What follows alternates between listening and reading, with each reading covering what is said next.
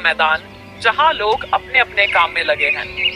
राजू खेत में हल चला रहा है और रामू पेड़ के नीचे लेटा हुआ है। अरे राजू, तुझे दिन रात बस काम करने की पड़ी है, कभी आराम भी किया कर। जिंदगी सिर्फ मेहनत के लिए ही थोड़ी बनी है। रामू, आराम तब अच्छा लगता है जब उसे पाने के लिए मेहनत की हो। खाली बैठने से कुछ नहीं मिलेगा। अरे भाई, मेहनत से पेट नहीं भरता, किस्मत से भरता है। जो किस्मत में लिखा है वह मिलेगा ही। बिल्कुल गलत सोच है तेरी। किस्मत भी उन्हीं का साथ देती है जो मेहनत करते हैं। अरे रहने दे, मैं तो आराम से जीऊंगा। चल अब थोड़ी देर सो लेने दे मुझे। रामू आंखें बंद कर लेट जाता, जबकि राजू फिर से हल चलाने में जुट जाता है। गांव में राजा का दूत आता है। गांव में हलचल मच जाती है। सभी लोग दूत को देखने के लिए इकट्ठा हो जाते हैं। सुनो गाँव वालों, सुनो। राजा ने घोषणा की है कि सबसे मेहनती और बुद्धिमान व्यक्ति जो होगा उसे राजमहल में नौकरी और बड़ा इनाम मिलेगा। गांव के लोग आपस में चर्चा करने लगते हैं। राजू खुश होकर सोचता है कि मेहनत का फल मिलेगा, जबकि रामू लालच में पड़ जाता है। अरे वाह, बस राजमहल की नौकरी मिल जाए तो ऐश हो जाएगी। बिना मेहनत के धन और दौलत आराम से ही मिल जाएगा मुझे तो। राजा ने मेहनत और बुद्धिमानी का इम्तिहान लेने की बात कही है राजू। खाली बैठने वाले को कुछ नहीं मिलेगा। तू देखना, मैं भी बाजी मार लूंगा। आखिर बुद्धिमान तो मैं भी हूँ। राजमहल के विशाल दरबार में राजा अपने सिंहासन पर बैठा है। दोनों दोस्त वहां पहुंचते हैं। तुम दोनों में से सबसे ज्यादा मेहनती और बुद्धिमान कौन है? महाराज, मैं बहुत चतुर और समझदार हूँ। मेरे बिना मेहनत किए ही चीजें अपने आप हो जाती हैं। महाराज, मेहनत ही असली चतुराई है। बिना मेहनत के कुछ भी संभव नहीं है। अच्छा, तो एक परीक्षा लेते हैं। तुम दोनों को एक एक काम सौंपा जाएगा। अगर तुमने उसे पूरा कर लिया तो इनाम तुम्हारा। राजा राजू को खेत जोतने और रामू को लकड़ियां काटने का काम सौंपता। राजू पूरी लगन से खेत जोतने में लग जाता है, जबकि रामू बैठकर सोचता है। अरे यार, यह काम मेरे बस का नहीं है। कुछ और तरकीब लगानी पड़ेगी। रामू एक आदमी को बुलाता है और कहता है, भाई, अगर तुम मेरे लिए लकड़ियां काट दोगे तो मैं तुम्हें आधा इनाम दे दूंगा। सॉरी मालिक, मुझे अपने खेत का काम करना है। रामू परेशान हो जाता है और वहीं बैठा रह जाता है। उधर राजू अपनी पूरी मेहनत से खेत जोता है और काम पूरा कर लेता है। राजा दोनों को वापस बुलाता है और उनके काम का निरीक्षण करता है। वाह, तुमने तो बहुत मेहनत की है और तुम्हारा खेत शानदार तरीके से तैयार हुआ है। फिर राजा रामू की ओर देखते हैं, जो खाली हाथ खड़ा है। रामू, तुमने अपना काम क्यों नहीं किया? महाराज, लकड़ी काटने के लिए कुल्हाड़ी नहीं मिली और मैं सोच ही रहा था कि क्या करूं। सोचने से कुछ नहीं होता, काम करने से ही सफलता मिलती है। जो मेहनत नहीं करता है वह कभी सफल नहीं हो सकता है। राजा राजू को नौकरी और इनाम देने का आदेश देता है, जबकि रामू को दरबार से निकाल दिया जाता है। काश मैंने भी मेहनत की होती तो आज मेरी भी इज्जत होती।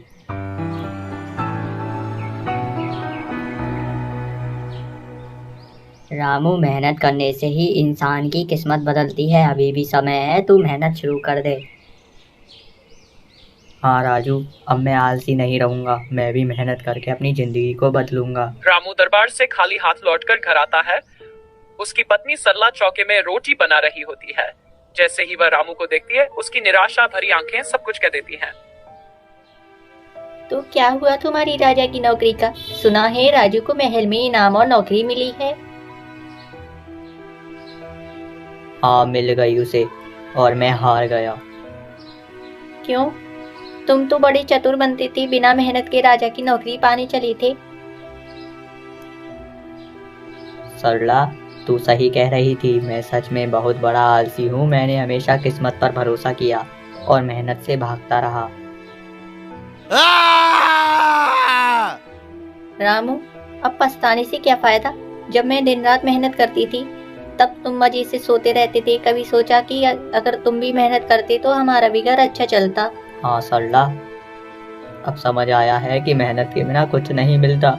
राजा ने सही कहा था, सोचने वाले से कुछ नहीं होता, मेहनत करने से ही किस्मत बदलती है। रामू बैठ जाता है और पहली बार उसकी आंखों में पश्चाताप के आंसू होते हैं। अब भी देर नहीं हुई है रामू, अगर आज से मेहनत करना शुरू करोगे तो हमारी जिंदगी बदल सकती है। हाँ सरला, अब मैं कोई बहाने नहीं बनाऊंगा। कल से मैं भी खेतों में काम करूंगा और अपना भविष्य खुद बनाऊंगा। सरला की आंखों में खुशी आ जाती है। वह पहली बार महसूस करती है कि उसका पति बदल गया है। वह रामू के लिए खाना परोसती है और दोनों के चेहरे पर एक नई उम्मीद की रोशनी नजर आती है। पछतावा करने से अच्छा है कि वक्त रहते रहते में मेहनत शुरू कर दी जाए। मेहनत ही असली सफलता की कुंजी है।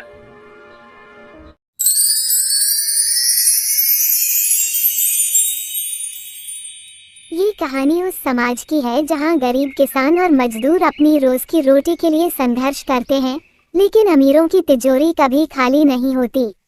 ये कहानी है रामलाल की, जो अपनी भूख और गरीबी से जूझते हुए ऐसे फैसले लेता है जो उसकी पूरी जिंदगी बदल देते हैं। ये कहानी न केवल गरीबी की पीड़ा दिखाती है, बल्कि इंसानियत की उम्मीद भी जगाती है।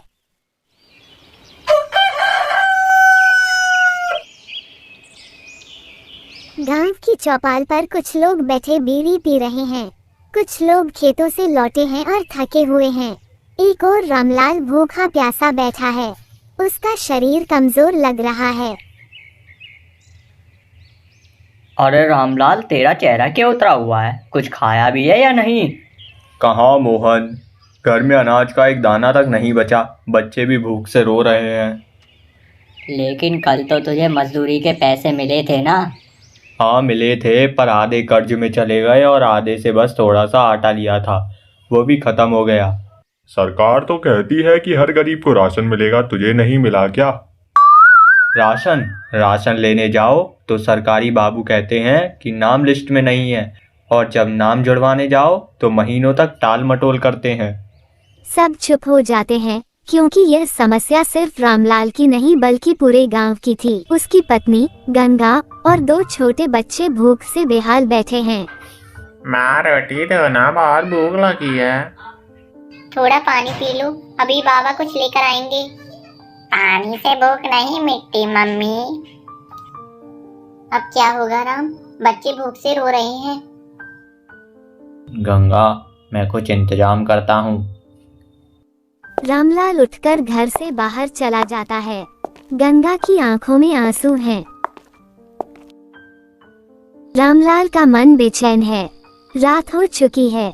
वो खेत के किनारे बैठकर सोच रहा है, क्या सच में कोई रास्ता नहीं बचा?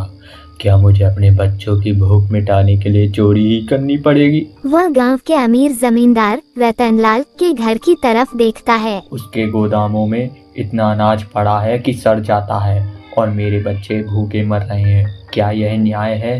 वह तय करता है कि रात में चोरी करेगा। रात का समय रामलाल जमींदार के घर में चोरी करने जाता है। वह अनाज की बोरियों के पास पहुंचता है और एक बोरी उठाने ही वाला था कि तभी जमींदार जाग जाता है। कौन है वहाँ? मैं रामलाल। चोरी कर रहा है? तुझे शर्म नहीं आती है क्या? मालिक, मेरे बच्चे भूख से मर रहे हैं, मजबूरी में चोरी करनी पड़ रही है। अगर सच में भूख ने इसे इस हद तक ला दिया तो दोष इसका नहीं, हमारी व्यवस्था का है।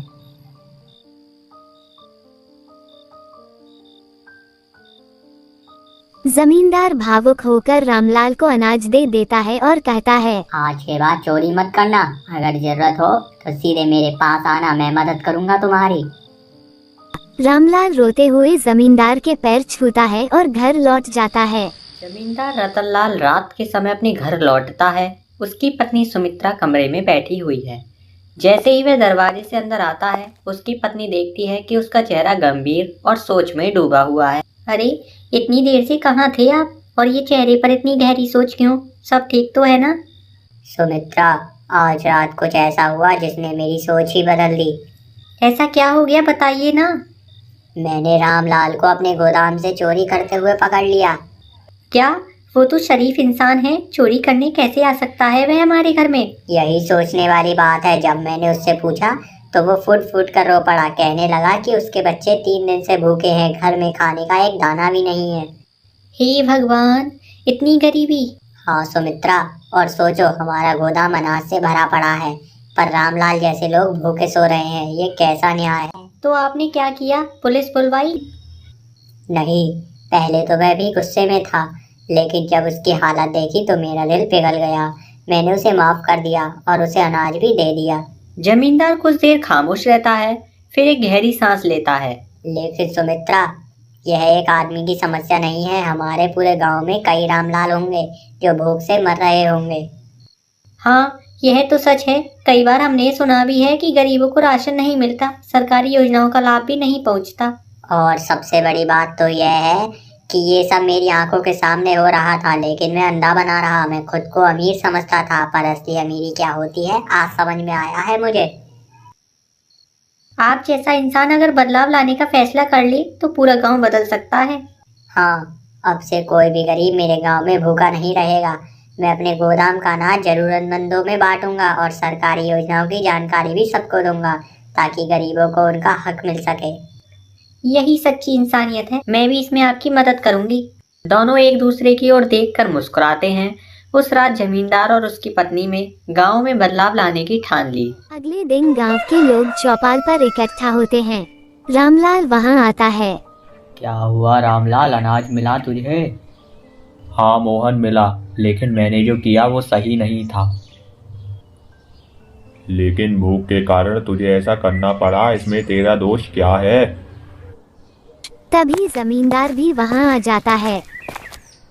रामलाल की हालत देखकर मैं समझ गया कि गांव के हालत ठीक नहीं है। इसीलिए मैंने तय किया है कि अब हर गरीब परिवार को हर महीने अनाज दूंगा। भगवान भला करे इस मालिक का। लेकिन यह समस्या सिर्फ हमारे गांव की ही नहीं है, सरकार को भी ध्यान देना चाहिए। सही कहा तुमने, हम सबको मिलकर आवाज उठानी होगी। भूख से लड़ने का रास्ता चोरी नहीं बल्कि एकता और संघर्ष है। क्लासरूम में बच्चे बैठे हैं। रामलाल के दोनों बेटे छोटू और कमल कई दिनों बाद पेट भरकर खाना खाकर स्कूल आए हैं। उनके चेहरे पर खुशी झलक रही है। उनके दोस्त मोहन और रवि उनसे बात कर रहे हैं। अरे छोटू, आज बड़ा खुश लग रहा है, क्या बात है? हाँ भाई, आज सुबह अच्छे से खाना खाया है। अच्छा, तो पहले क्या तुम लोग खाना नहीं खाते थे? खाते थे, लेकिन कभी आधी रोटी मिलती थी, कभी सिर्फ पानी पीकर ही सोना पड़ता था। क्या? सरकार तो कहती है कि गरीबों को मुफ्त राशन मिल रहा है। तुम्हारे घर में राशन क्यों नहीं आता है? बाबा कहते थे कि राशन दुकान वाला अनाज नहीं देता, बोलता है कि हमारा नाम लिस्ट में नहीं है। और जब सरकारी दफ्तर जाते तो वहाँ के लोग बोलते कि अगले दिन महीना आना, अगले दिन आना, अगली साल आना। तो अब अचानक से सब कुछ कैसे बदल गया? क्योंकि अब जमींदार चाचा ने गांव के सारे गरीबों को राशन देने की बात कही है। बाबा कहते हैं कि अब कोई भूखा नहीं रहेगा। अरे वाह, यह तो बहुत अच्छी बात है। इतने में टीचर मिस वहाँ क्लास में आती हैं और बच्चों को पढ़ाने लगती हैं, लेकिन वो देखती हैं कि आज छोटू और कमल क्लास में ज्यादा एक्टिव है। अरे वाह छोटू, आज तुमने बहुत अच्छे से पढ़ाई की है, क्या बात है? मैडम, पहले भूख लगती थी तो पढ़ाई में मन नहीं लगता था, अब पेट भरता है तो दिमाग भी अच्छा चलता है मेरा। पूरी क्लास हंसने लगती है। मिस वर्मा की आंखों में गर्व और थोड़ा दुख दोनों झलकते हैं। बच्चों, यही कारण है कि हर इंसान को उसका हक मिलना चाहिए। भूख से लड़ाई सिर्फ पेट की ही नहीं, दिमाग की भी होती है। अगर गरीब बच्चे भूखे रहेंगे तो वो कैसे सीखेंगे और आगे बढ़ेंगे? मैडम, हम आगे चलकर कुछ ऐसा करना चाहते हैं कि कोई भी बच्चा भूखा ना रहे। यही सोच तुम्हें एक अच्छा इंसान बनाएगी बेटा। क्लास में सब तालियां बजाने लगते हैं। छोटू और कमल एक दूसरे को देखकर मुस्कुराते हैं। आज वे सिर्फ पढ़ाई नहीं कर रहे थे, बल्कि जिंदगी का सबसे बड़ा सबक भी सीख रहे थे।